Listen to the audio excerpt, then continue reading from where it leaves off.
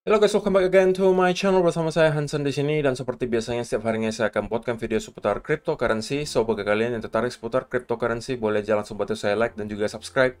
Jangan lupa juga untuk hidupkan lonceng notifikasinya supaya kalian gak ketinggalan update terbaru seputar cryptocurrency.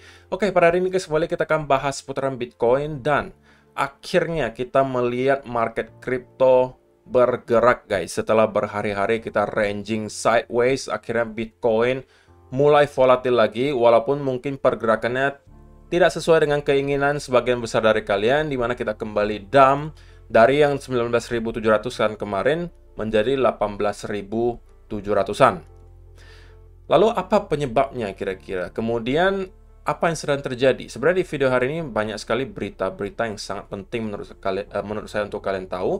Jadi pastikan stay tune terus sampai akhir video guys. Kita bakal mulai sekarang dari CoinMarketCap terlebih dahulu. Per hari ini secara global market cap crypto berada di angka 936 billion dolar atau turun sekitar 5,54%. Nah, Bitcoin sendiri di angka 18.700-an, Ethereum 1.502, BNB 262, XRP 0,31, Cardano 0,45, Solana 30, dan Dogecoin ada di urutan ke-10 dengan harga 0,058 dolar.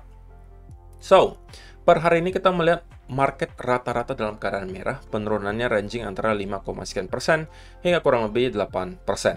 So, itu adalah outlook sementara dari beberapa top coin yang ada. Sekarang kita masuk dulu ke beberapa berita dan data terbaru hari ini. Nah, yang pertama, walaupun kita melihat market khususnya Bitcoin itu drop guys, tapi masih ada aja traders yang cukup disegani di luar itu percaya bahwa yang terjadi sekarang, drop yang terjadi sekarang ini hanya sebuah bear trap. Di sini disampaikan traders say Bitcoin price bounce is overdue after a massive Bitcoin long position appears. Jadi ini disampaikan ada salah satunya adalah Ilkapo of Crypto. Ini juga yang kemarin meng-highlight bahwa kita melihat funding rates di Bitcoin itu sudah constantly berada dalam keadaan negatif selama beberapa minggu belakangan. Yang bisa kita artikan bahwa sekarang banyak sekali traders yang cenderung mengambil posisi short dengan agresif. Ya, seperti yang kita pernah bahas juga beberapa hari sebelumnya, ketika banyak sekali orang agresif ngambil short, biasanya ya bandar pengennya naikin dulu gitu ya. Kalaupun misalnya secara overall kita masih akan drop lebih jauh, biasanya at least akan dijemput dulu beberapa stop loss di atas, baru akan di dump lagi. Seperti itu biasanya. Nah, menurut si El Capo of Crypto juga, yang ngejual dari kemarin itu cenderung adalah para retail. With retail investor selling, that entity had spent several days soaking up the liquidity. And the result was likely obvious. Oke, kalau kita melihat dari segi price action beberapa hari belakangan, kita selalu bounce dari sekitaran 19.700, 600 sampai ke 20.200-an, kurang lebih area di sana lah ya. Dan setiap kali kita menyentuh area di sini, kita selalu mendapatkan bounce. Artinya memang di sekitaran area di sini ada pembeli yang menunggu gitu. Dan pembeli tersebut harusnya merupakan sebuah entity dan nyerap lumayan banyak Bitcoin yang dijual di sini. Kenapa? Karena kita beberapa kali nyentuh ke area di sini kemudian mendapatkan bounce yang signifikan. Oke, jadi berarti memang ada pemain besar yang menjemput supply di sekitaran area di sini. Sedangkan yang ngejual dari kemarin itu adalah retail-retail kecil. Lalu pertanyaan berikutnya, kenapa para retail jualan gitu kan? Kenapa para retail jualan? Nah, salah satu penyebabnya adalah karena berita ini guys. Nord Stream 1, Russia's Gazprom announces indefinite shutdown of pipeline. Jadi, ada salah satu perusahaan di Rusia, perusahaan gas ya, Gazprom, itu kembali nge-shutdown Nord Stream 1 atau pipa gas yang mengalirkan gas dari Rusia ke area Eropa. Nah, Eropa sekarang sudah mendekati musim dingin. Ketika masuk ke musim dingin, mereka perlu hidupkan heater untuk memanaskan. Kalau kita di sini kan nggak perlu namanya heater, guys. Pastinya pakainya AC gitu untuk mendinginkan.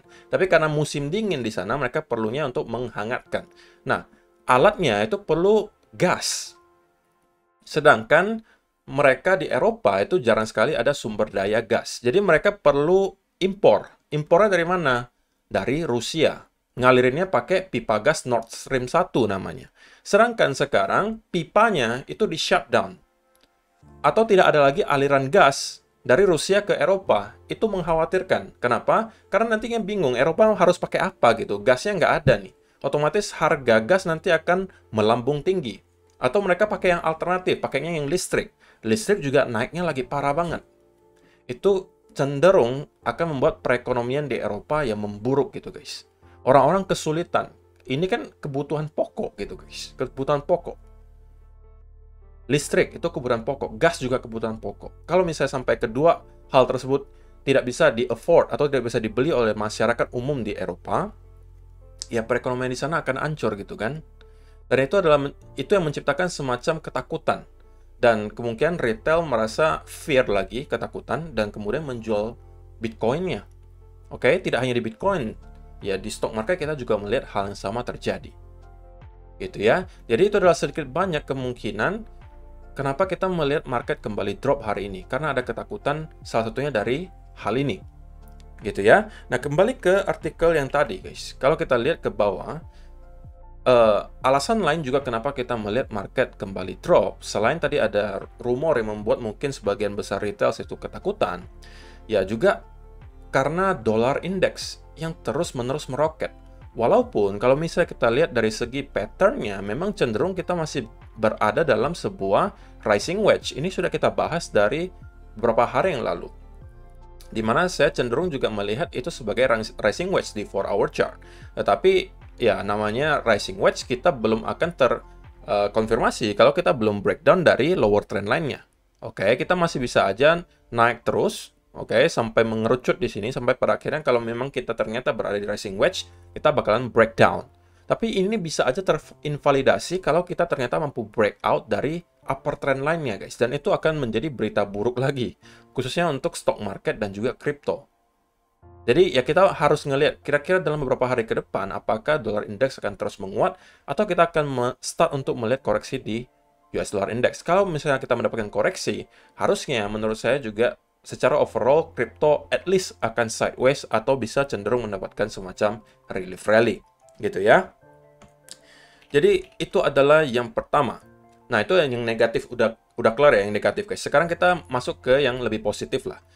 DBS Bank expands its crypto services. Jadi, salah satu bank terbesar di Singapura itu sekarang pengen lagi ekspansi di dunia kripto gitu.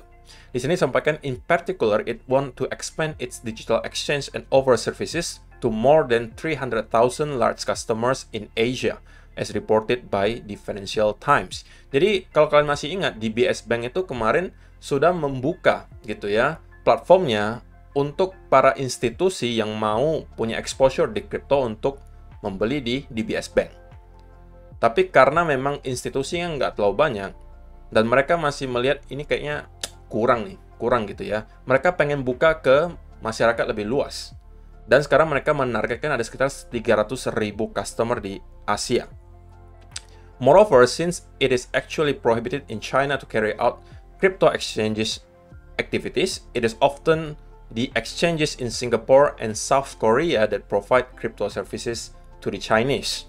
Jadi ini juga mereka lihat sebagai peluang gitu, dimana ya di China kita tahu semua hal yang berkaitan dengan kripto itu masih diilegalkan. Tetapi kalau kalian kulik lebih dalam, masyarakat mereka itu masih tetap tertarik ke kripto. Jadi otomatis mereka pakai exchange luar. Nah, salah satunya mungkin pakainya exchange dari Singapura atau South Korea atau Korea Selatan.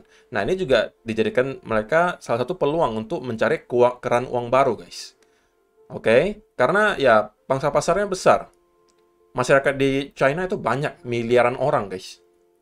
Oke? Jadi kalian bisa bayangkan. So, if approximately 600 million people in Southeast Asia are added to China 1.3 billion, the potential user base for crypto services offered by banks there are truly enormous. Jadi memang ya, kita kalau misalnya hitung secara angka gitu ya, di Asia Tenggara itu ada sekitar 600 juta orang, di Cina ada 1,3 miliar orang.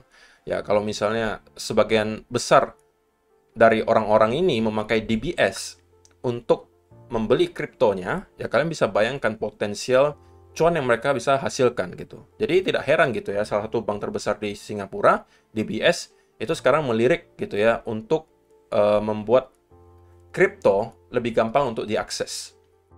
Jadi mereka mempunyai aplikasi, nanti di aplikasi DBS-nya, itu mereka bisa, para customer-nya bisa mengakses kripto.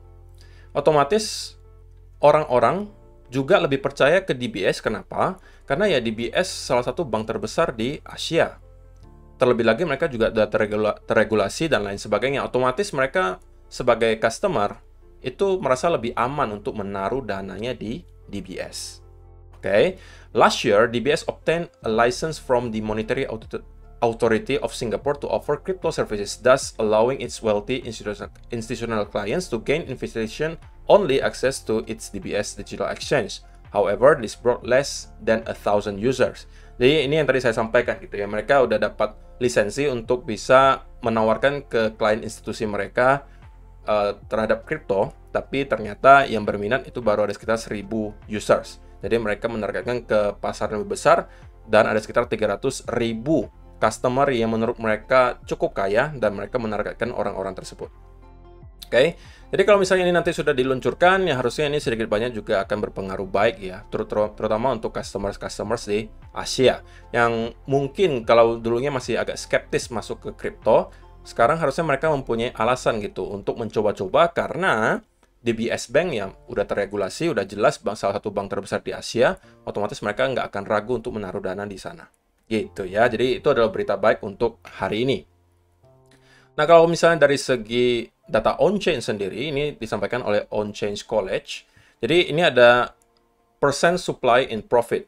Menurut dia gitu ya, kita mendapati salah satu area yang sangat masif guys. Dimana setiap kali kita melihat percent supply in profit itu sudah drop di bawah 50%, itu biasanya kita sudah berada di bottom bear market. Sekali lagi, oke? Terakhir kali di sini kita melihat ada Black Swan event di 2020 yang diakibatkan oleh COVID-19. Kita juga melihat percent supply in profit drop di bawah 50% dan kita menemukan bottom di sana. Di tahun 2019 juga sama, ketika kita masuk bottom bear market, kita juga melihat percent supply in profit di bawah 50%. Hal yang serupa juga terjadi di 2015. Oke, walaupun kalau misalnya kalian perhatikan, kita baru barely gitu ya, baru sedikit drop di bawah. Kalau kita perhatikan secara historis, biasanya ketika di bear market, itu kita bertahan cukup lama di bawah area 50%. Jadi ini bukan berarti kita bulan depan tiba-tiba akan ngeroket ke all time high ya guys. Tapi ini menunjukkan bahwa sedikit banyak kita sudah berada di area yang cukup under value dan harusnya sudah cukup baik untuk start melakukan akumulasi. Oke. Dan yang terakhir, tidak lupa, dalam 24 jam terakhir ada 103.000 traders lagi-lagi ke liquid guys. Dengan ada pergerakan yang cukup masif. Oke, 79% orang-orang yang long dengan total value 290 juta dolar itu ke liquid. Sekali lagi, jangan sampai over leverage guys. Oke, itu udah sampai bosen saya ingatkan. Mungkin saya terdengar seperti kaset rusak. Tapi ya, itu yang wajib saya lakukan untuk mengingatkan kalian. Tetap jaga risk management yang baik. Oke.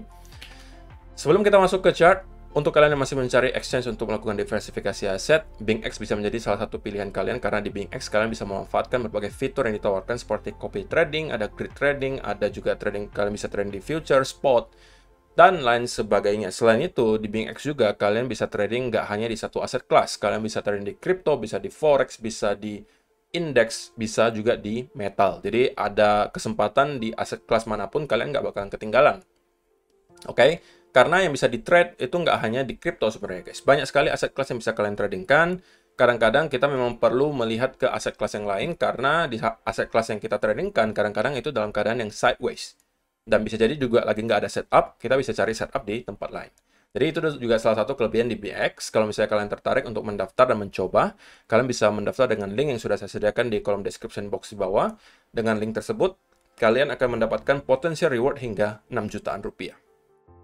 Oke, so itu adalah beberapa data dan berita hari ini yang pengen saya sampaikan untuk kalian. Sekarang kita langsung masuk ke chartnya Bitcoin dan saya pengen mulai dari daily chart terlebih dahulu. Nah, berita buruknya adalah guys, ya kita melihat Bitcoin itu closing candle terendah di daily ya. Di daily chart kita melihat closing daily candle terendah di tahun 2022. Oke, terakhir kali itu cuma di sekitaran 18.900. Itu paling rendah di sini. Oke, kita closing body candle-nya di sini. Tapi di hari ini kita melihat closing candle-nya itu 18.800. Jadi ini adalah closing daily candle terendah di tahun 2022 untuk Bitcoin. Tentunya itu bukan berita baik, tapi gini guys. Kalau kalian perhatikan, kita memang closing di sekitaran area 18.700-an, tapi kita baru barely gitu ya. Sedikit aja closing di bawah area yang saya highlight di sini. Oke. Kalau misalnya kita pengen drop lebih jauh, saya pengen ngelihat daily candle itu closing beberapa hari di bawah area ini. Nah, kalau ini yang terjadi, maka chance-nya cukup besar bahwa kita akan melanjutkan penurunan, oke, menuju ke next area major support yang kalau kita lihat dari weekly, ini sebenarnya nggak major banget, tapi kita akan mendapatkan sedikit support di sekitaran area 16.700 sampai 16.500-an. Oke, itu adalah next target. Jadi di sekitaran 16.700 sampai 16.500-an. Kalau misalnya ternyata memang kita tidak mampu maintain di sekitaran area 17.500 di sini sebagai area low terakhir. Oke. Saya hapus dulu. Oke. Nah, kalau misalnya kita zoom in ke 4-hour chart, ya seperti yang udah kita bahas juga beberapa kali sebelumnya, bahwa kita berada di sebuah descending triangle, guys. Oke. Descending triangle, dan persis kita break dari sini, dan kita tidak dikasih peluang. Kalau misalnya kalian pengen short pun harusnya nggak ada peluang ya. Kalau misalnya kalian yang konservatif, biasanya bakalan nunggu retest dulu baru masuk. Tapi kali ini nggak dikasih sama sekali. Langsung break, dan kita menuju ke sekitaran 18 ribuan. Oke. Dan kalau misalnya kita perhatikan dari segi indikatornya, sebenarnya masih sama dengan yang kita sudah bahas beberapa hari sebelumnya. Di mana sampai sekarang pun kita sebenarnya masih melihat adanya potensial bullish divergence itu tercipta, guys. Sini, lower low, indikatornya membentuk higher low, higher low. Oke. Jadi kita masih melihat bullish divergence itu tercipta. Tapi sekali lagi guys, namanya bullish divergence itu hanya untuk menunjukkan ke kita indikasi bahwa adanya pelemahan momentum bearish. Oke. Dan kalau misalnya kita pengen masuk, tentunya kita perlu cari setup dulu. Tidak serta-merta ketika kita melihat ada bullish divergence lalu kita buy. Nggak seperti itu. Sama juga yang terjadi kemarin, kita juga udah melihat bullish divergence terlihat di sini. Oke. Tetapi kita nggak langsung buy. Kenapa? Kita perlu konfirmasi. Konfirmasinya apa? Mungkin kalau kita lihat di sini ada semacam pattern, kita bisa melihat sebagai descending triangle. Nah, kalau ternyata kita breakout ke atas, nah ini adalah konfirmasi. Jadi kita mempunyai dua alasan. Pertama, adanya bullish divergence. Kedua, adanya breakout dari sebuah pattern. Maka dari sini ada alasan bagi kita untuk start masuk long. Tapi kalau alasannya baru cuma bullish divergence, menurut saya kurang gitu guys. Oke, kita perlu setup. Dan juga konfirmasi yang jelas sebelum kita masuk ke market. Sama juga, kalau misalnya kita melihat kita juga sekarang masih mendapati ada bullish divergence, bukan berarti kita langsung akan masuk ke market dan buy. Kita juga perlu konfirmasi. Apa konfirmasinya? Bisa banyak macam. Bisa jadi kalian menunggu adanya pattern, misalnya double bottom, oke, atau triple bottom, atau inverse and shoulder mungkin. Apapun itu, yang menunjukkan bahwa oke, kita kemungkinan melihat ada potensial bullish reversal pattern. Oke? Dan kita juga mendapati adanya bullish divergence di indikator RSI. Maka kita sudah mempunyai lebih dari satu alasan untuk melakukan long. Dari situ kita baru masuk. Oke? Untuk sementara tentunya belum ada alasan bagi kita untuk long di sini, guys. Kecuali kalian scalping gitu. Itu mungkin bisa. Karena menurut saya kita juga udah sangat overextend gitu ya. Kalau kita ke zoom in ke 15-minute chart atau mungkin lebih jelasnya di 5-minute chart ya. Saya melihat ini sebagai potensial falling wedge. Oke. Falling wedge mulai tercipta di sini, oke. Dan kita kalau misalnya kita mampu break dari sini, maka ada potensial bahwa kita akan melihat semacam relief rally. Target teknikalnya itu adalah di sekitaran 19.100-an. Oke, kalau misalnya kalian memang hobi untuk scalping. Tapi kalau misalnya kalian untuk swing trade, saran saya memang untuk sekarang ya nggak usah ngapa-ngapain dulu. Kalau untuk saya pribadi, kalau saya pengen swing, saya juga akan tunggu konfirmasi lebih jelasnya. Tapi kalau untuk scalping, mungkin saya bisa aja pakai yang tadi 5-minute chart, falling wedge, mungkin untuk menargetkan ke 19 ribuan. Oke. Dan untuk di daily chart, harapan saya adalah dalam 1-2 hari ke depan kita mampu closing kembali di atas area di sini, guys. Karena kalau kita melihat ada 2-3 hari beruntun itu daily candle closing di bawah area ini, maka chance-nya cukup besar menurut saya bahwa kita akan langsung menuju lagi ke lower low yang baru. Oke, jadi ini adalah harapan terakhir bagi para bulls kalau misalnya pengen mendapatkan ada wave kedua di sini. Sebelum pada akhirnya mungkin kita mendapatkan drop yang sebenarnya. Oke, tapi perlu ada beberapa konfirmasi yang kita tunggu. Dan di 5 minute chart sebenarnya ya kita mendapatkan ada sedikit banyak indikasi bahwa kita akan mendapatkan semacam pullback dulu guys. Di 15 minute chart juga kita melihat adanya bullish divergence tercipta, di mana ini adalah lower low juga. Di indikator juga ada mendapatkan lower high. Oke, jadi untuk sementara dari segi short term saya bisa melihat bahwa kita akan mendapatkan semacam pullback dulu. Mungkin ke sekitaran area 19.000 sampai 19.200-an. Baru dari sana kita harus lihat lagi apakah pergerakan naiknya di sini terlihat cukup impulsif.